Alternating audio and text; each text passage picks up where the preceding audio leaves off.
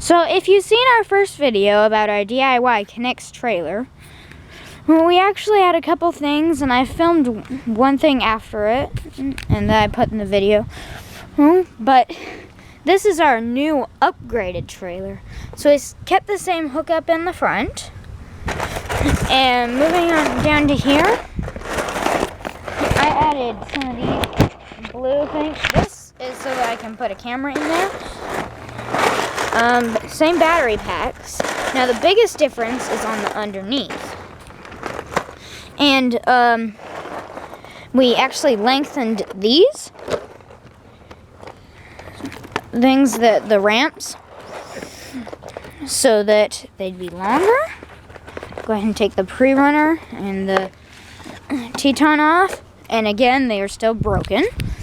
So let's take a look underneath, because there's a lot of changes underneath, if the hookup will let us. It's pretty flexible, so you can see underneath. Here, let me just twist it. So it may not be extremely obvious when you first look, but some of the things are. We added onto this, and it's gone from a regular green up to a white, so that it's large, so that it's taller. We also added extra support. This used to be just a straight bar.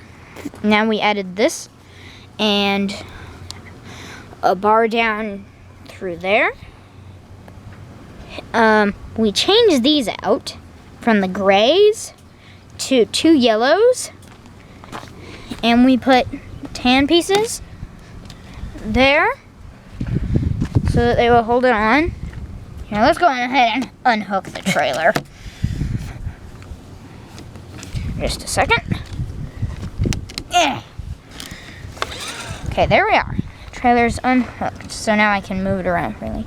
Another thing is we add kind of feet to our jacks.